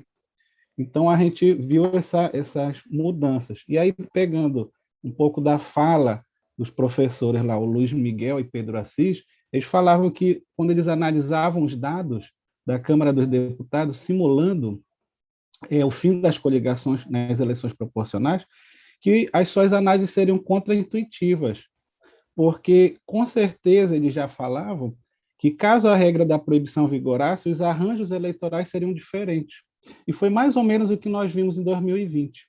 Nos distritos de magnitude elevada, acima de 200 mil eleitores, que é a regra eleitoral onde se tem a possibilidade de ter segundo turno, a maioria dos partidos resolveu lançar candidato próprio a prefeito, e, para vereador, eles tiveram que fazer o chamado chapão, né? Porque a regra anterior permitia eles terem 2, 3 candidatos fortes e se coligar a outra agremiação partidária. E, com o fim, não, eles tiveram que ter uma estrutura partidária. E aí o objetivo provável que a gente viu na discussão do fim das coligações proporcionais era acabar com os partidos sem muita identidade ideológica, sem essa formação orgânica, né, sem essa formação para dentro do Brasil, e, de certa forma, a gente viu os atores políticos, né, os dirigentes partidários, fazendo uma reconfiguração, né? A gente pega aí os dados que o Tiago apresenta, em que 14 cidades foi quase de candidato único a prefeito e partido único. Mas tem um fato interessante aí que o Tiago apresentou. Dos 14, 13 são cidades do Nordeste, o que pode ter alguma correlação com uma elite política local ou uma questão de oligarquia, né, política, e aí não permitindo uma democratização maior.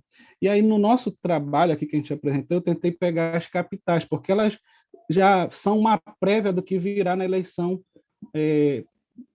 geral, né, na eleição estadual, aproveitando o gancho até do professor Fernando de Monge, que, quando ele fez um trabalho com o Vasselay, que até o Lucas citou, ele faz análise com relação ao horário da propaganda eleitoral gratuita, e é uma estratégia de que os partidos formavam essas coligações visando as eleições majoritárias de governador nos estados, e aí superdimensionavam essas coligações.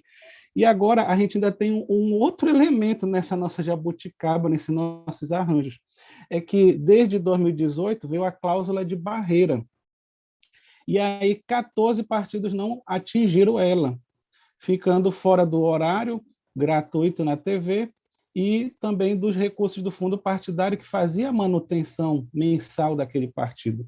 E aí, naquele mesmo momento, a gente viu situações como o PPL sendo incorporado ao PCdoB, o PHS sendo incorporado o PHS ao Podemos, nós vimos o PRP sendo incorporado ao Patriota, e essas agremiações indo buscar na justiça a manutenção do fundo partidário para sobreviverem. E aí pode ser um dado de uma nova pesquisa que nós podemos aqui, cada um nos seus pontos do Brasil. Eu estou aqui no norte, em Belém do Pará, tem gente em Brasília, tem gente em São Paulo, enfim.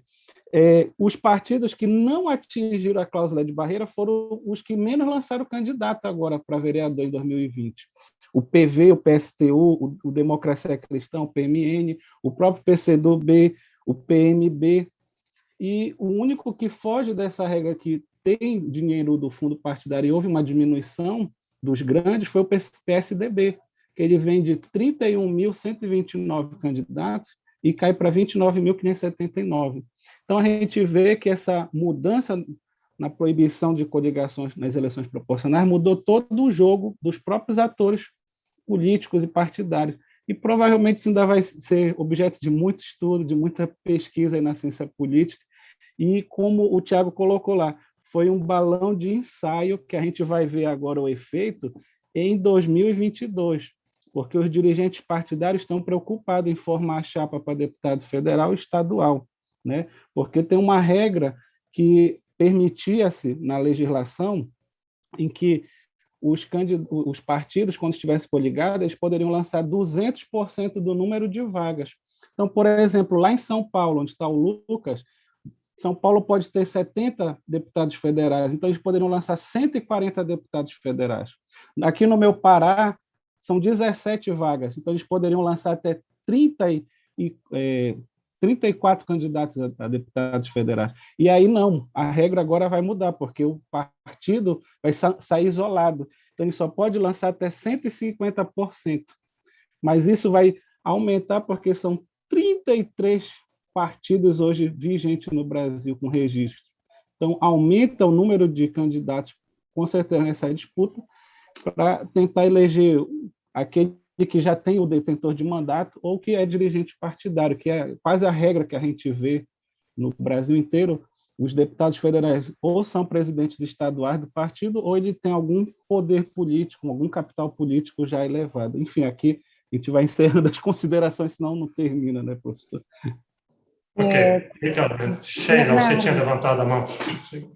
Então, para responder a sua pergunta, o trabalho descreve o sistema político de Nova Zelândia em detalhes, aqui eu não fiz em razão do tempo, mas é um sistema misto e proporcional. Da década de 90 para cá, o que fez com que a fragmentação partidária se elevasse, lá também a gente verifica o mesmo fenômeno, né? Muito embora bem diferente do Brasil, é uma população de aproximadamente 4 milhões de habitantes, é bem pequeno, né? E o sistema municipal, ele não é vinculado a partidos, as eleições, as representações municipais não são vinculadas a partidos, são indivíduos mesmo que se candidatam, em poucos municípios, é claro, também. Só nas eleições da União, ou seja, do país, né, no nível federal, digo, é que tem a representação partidária. Bom, e então é um sistema proporcional, mas assim, o número de partidos cresceu bastante, mas ainda assim nada se compara ao caso brasileiro, como a gente viu no trabalho de ontem também, né? É um país com uma maior fragmentação entre se observa aí. Tem algumas particularidades no caso da Nova Zelândia, é um sistema parlamentarista, é vinculado à monarquia, né? A rainha da Inglaterra é monarca na Nova Zelândia também. Bom, mas o que é interessante, o que me chamou a atenção foi o seguinte: o que eu queria buscar é qual era o efeito desse sistema político, das coalizões de governo, em particular das coalizões de governo, sobre a estrutura da administração pública federal. Por que isso? Porque a gente vem assistindo uma fragmentação muito grande na estrutura da administração federal. Fragmentação essa que faz com que os orçamentos também fiquem fragmentados. Significa dizer que eu estou criando estruturas, mas elas ficam com capacidade muito limitadas, tanto em termos de recursos orçamentários, quanto em termos de recursos humanos, para a execução de políticas públicas. Ou seja, qual é o limite dessa fragmentação que torna viável esse equilíbrio entre dar mais atenção a determinados assuntos e, de fato, conseguir realizar essas atividades. Bom, no caso, então, da Nova Zelândia e do Brasil, o que eles tinham de comum, que foi interessante para a pesquisa, era o fato de que ambos estavam em restrição, em crise fiscal e em diretriz formal de que a administração pública deveria ser reduzida. Nós temos, no caso brasileiro, 3 decretos que falam sobre estrutura e que eles orientam, e eles foram feitos a cada 10 anos nos últimos 30 anos. eles são praticamente a mesma coisa, e uma diretriz básica neles é que a estrutura da administração federal deve ser enxugada, e isso não se verifica nos dados que eu apresentei para vocês. Então, assim, a gente está continuamente crescendo. Quando a gente tem também redução do número de partidos na coalizão, o efeito na estrutura também se faz notar.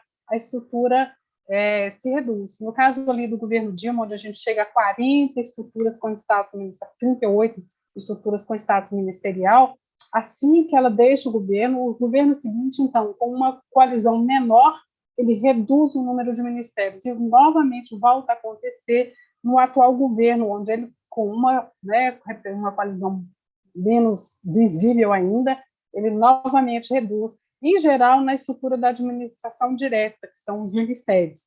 No caso da administração indireta, o desafio é a criação e extinção de órgãos se dá por lei, então precisa passar pelo Congresso. Então, o poder sobre isso é um pouco mais em termos de criação ou não de estrutura, o que faz com que os cargos da administração direta, ou seja, a estrutura, a expansão da administração direta fique mais visível.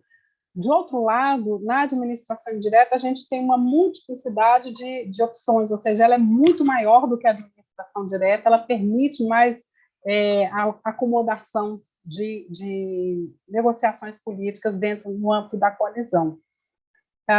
Então, assim, tem dados muito interessantes, e é interessante observar como essas estruturas elas se expandem e decrescem ao sabor também do que acontece dentro das coalizões de governo e do sistema político. Ou seja, então, é algo que a gente precisa começar a observar com mais cuidado, com mais atenção, para vermos, de fato, qual é a efetividade de um sistema político muito fragmentado, mesmo com reflexos também na estrutura da administração federal. Obrigada.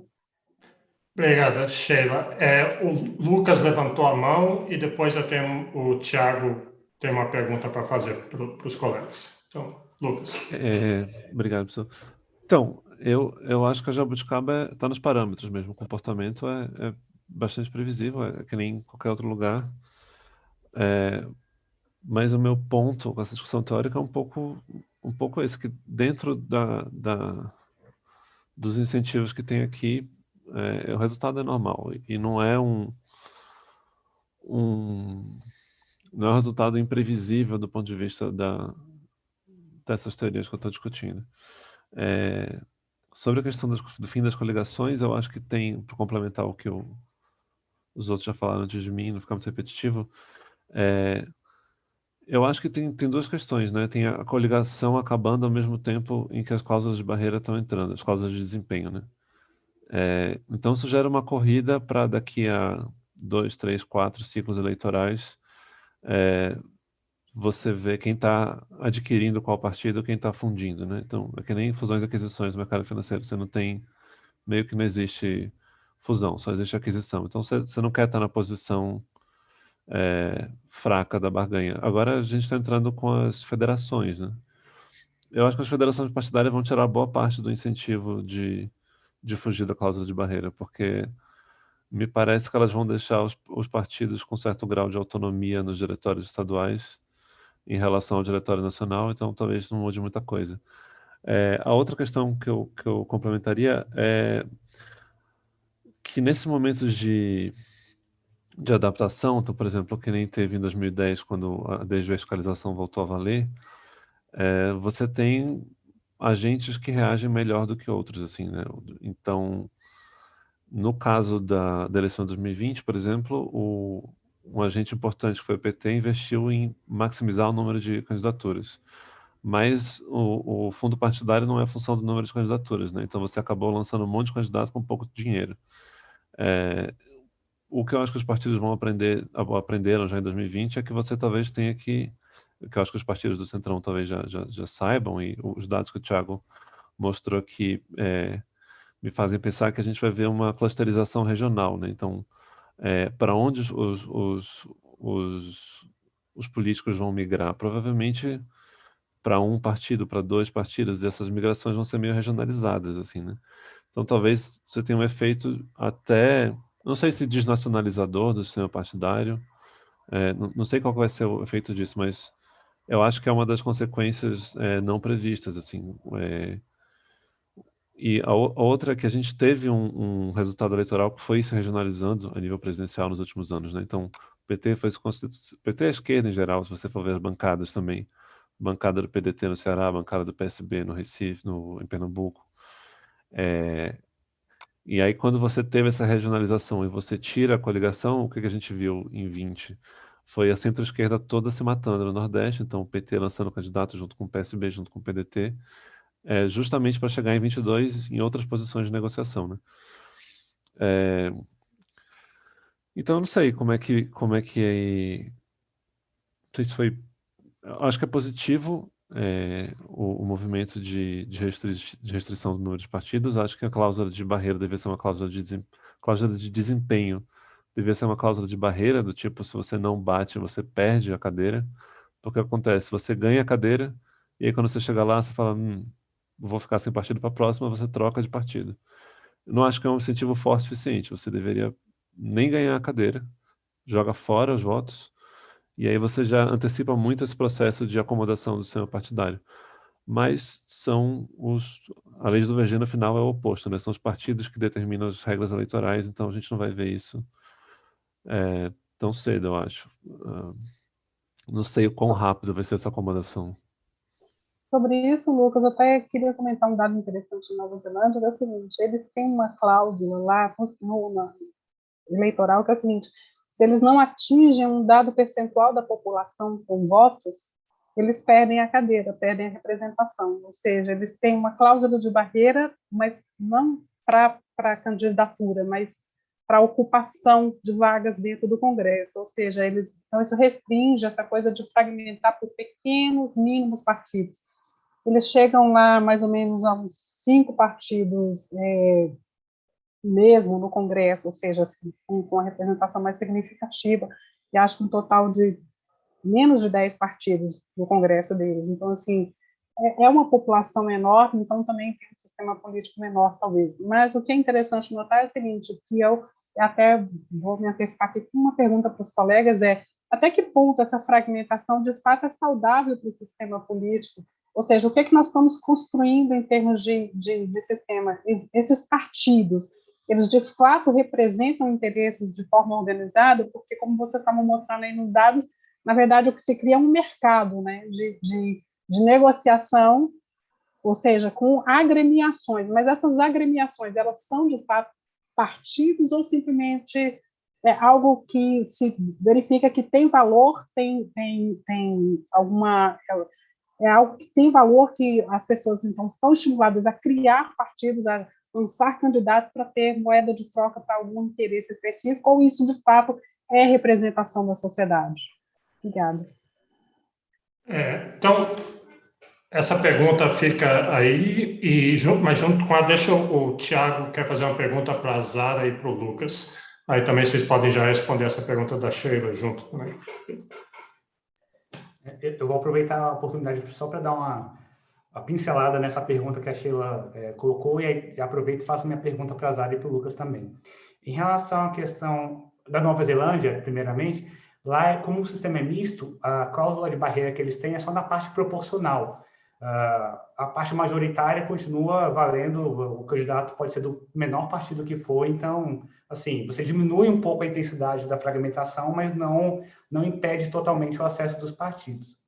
Aqui no Brasil, a fragmentação acabou subindo muito. Eu fiz um estudo há um tempo atrás, ela foi crescendo muito à medida que a concentração dos 3 maiores partidos na Câmara dos Deputados foi diminuindo. Durante a década de 90, início da década de 2000, os 3 partidos somados, eles tinham uma parcela bem grande dos assentos na Câmara. À medida que eles foram caindo, o número de partidos médio foi subindo. Alguns desses partidos médios são partidos, vamos dizer assim, com donos, né? Nós sabemos disso, infelizmente. E aí os interesses que envolvem a política de alguns desses partidos acabou provocando alguns problemas de governabilidade que a gente viu acontecer nos últimos anos. Mas, enfim, a fragmentação ela, de certa forma, é natural de um sistema proporcional como o nosso. O problema é quando a gente chega numa fase de hiperfragmentação como que a gente tem hoje, né?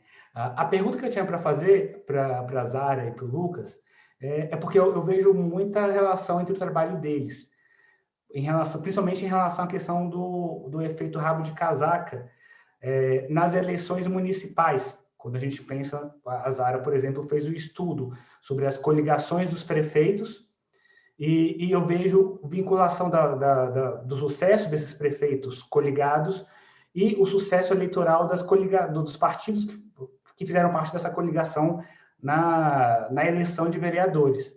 Eu queria perguntar para a Zara se ela fez algum tipo de levantamento para ver essa vinculação entre o sucesso eleitoral dos partidos na eleição de vereadores, aqueles partidos que faziam parte da coligação do prefeito vencedor, e perguntar para o Lucas se ele falou do efeito rabo de casaca a nível federal, se ele já fez algum tipo de análise desse efeito a nível municipal. Zara, por favor. Bom, obrigada, Thiago, pela sua pergunta. Acho que é importante a gente pensar também, né, essa relação. Vários autores já demonstram uma certa conexão entre os níveis, o prefeito com o deputado, o governador, e com a relação do executivo legislativo municipal. Nós não observamos ainda esses dados. Nesse primeiro momento, né, a minha pesquisa também é uma pesquisa preliminar que está em andamento, e nós focamos em observar esse grupo específico de atores, né, que são os prefeitos reeleitos, porque eles já estavam inseridos no jogo em 2016, já tiveram sucesso em 2012, 2016 e agora também em 2020. Então, e já juntando com a discussão anterior, eu acho que é importante a gente pensar nessa questão de deixar o tempo da mudança se estabelecer, do impacto, né, do fim das coligações, realmente dar um tempo para essa mudança se caminhar pelas eleições, pelo nosso sistema, porque apesar de ser uma regra que foi feita para o legislativo, a gente também observa que o executivo municipal, esses prefeitos reeleitos, eles reagiram de certa forma, né? Em 2020, a gente teve um número de prefeitos reeleitos muito maior dos prefeitos reeleitos sem coligação. Então, foram 170, se eu não me engano, os prefeitos que se reelegeram sem coligações em 2020. É um número consideravelmente maior que o que teve em 2016. E também a diminuição do número de partidos que está inserido na coligação desses prefeitos, né, nessa parte do executivo municipal. Mas ainda não observei esses dados da relação com o legislativo, mas sim, geralmente a literatura aponta, né, alguma correlação, está em um desdobramento que a pesquisa também pode seguir. Lucas, você tem resposta? Então, para responder rápido, o Thiago, não parei para ver efeito rabo de casaca a nível municipal. Acho que existe, né, uma associação, mas eu estou pensando muito no rabo de casaca enquanto uma coisa que liga o nacional aos distritos. O municipal, como está no mesmo distrito, acho que é um problema um pouquinho diferente, mais direto e tal, mas não pensei muito nisso. As questões da Sheila, sobre quais partidos, eu acho que foi como eu pensei, quais partidos são esses, né? Nós temos um nível muito baixo de identificação partidária, que eu acho que é um negócio sintomático. Acho que são partidos pouco representativos, mas também acho que é uma questão super difícil de regular, porque é difícil regular a atividade partidária, porque talvez fosse uma opção, por exemplo, em vez de a gente regular, sei lá, o financiamento, vamos regular o que o partido tem ou não que fazer, isso é complicado, normativamente.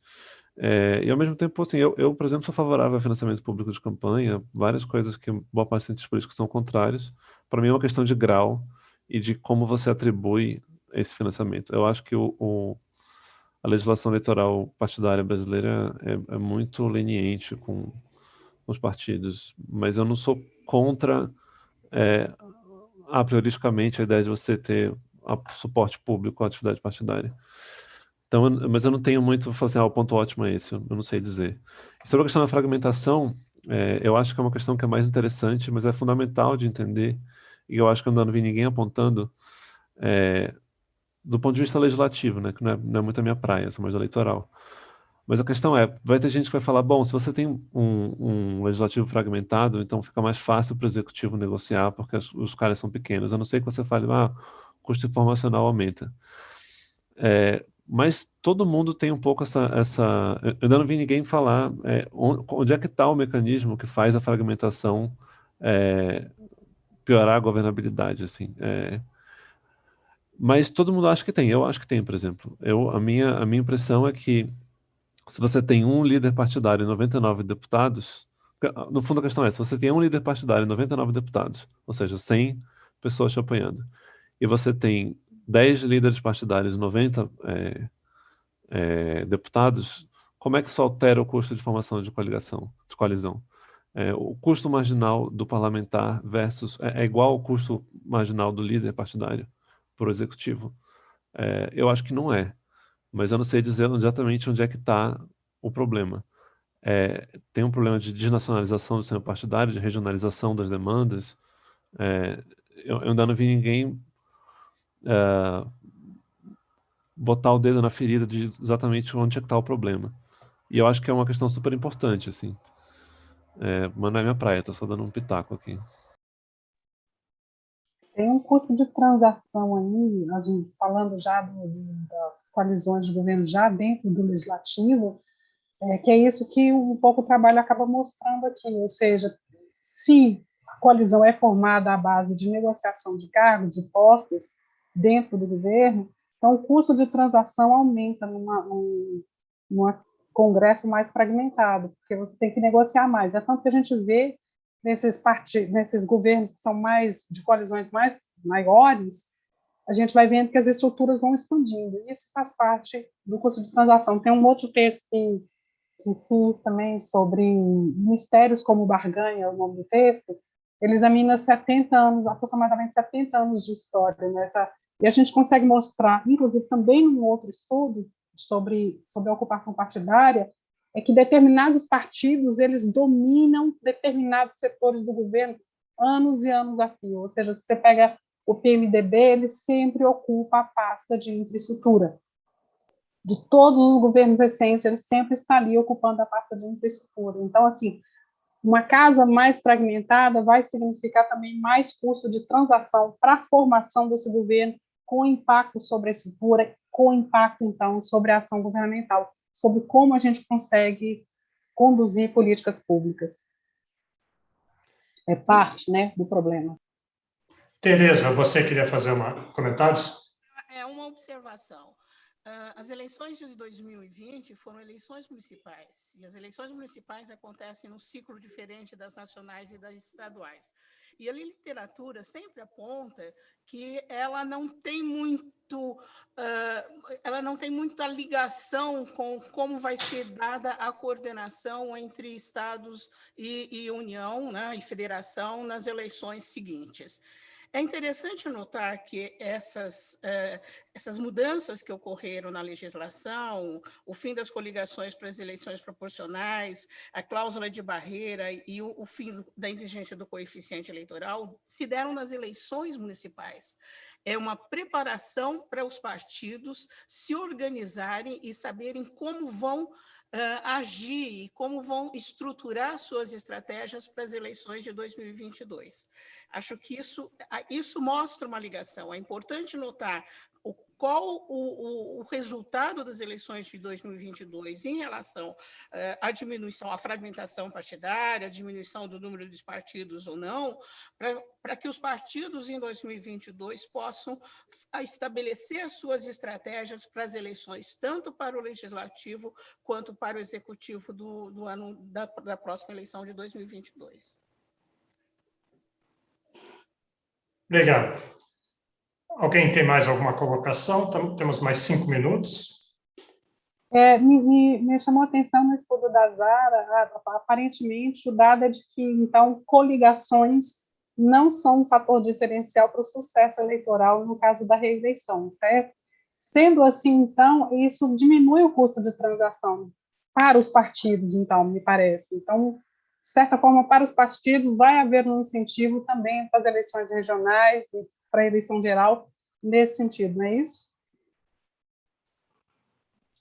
Sim, o que caminha é nesse sentido mesmo.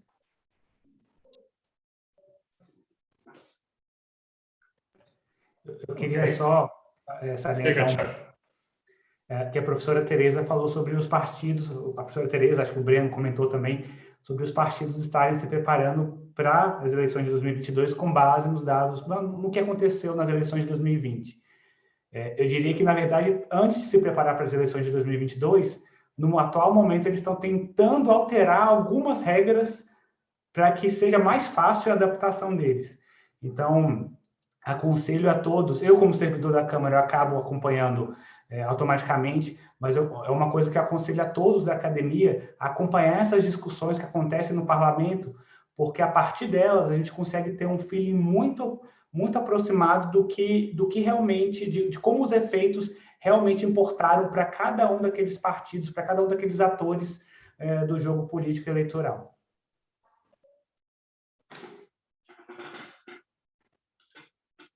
Ok. Mais alguém? Tem mais algum comentário? Comentário final de 1 minuto?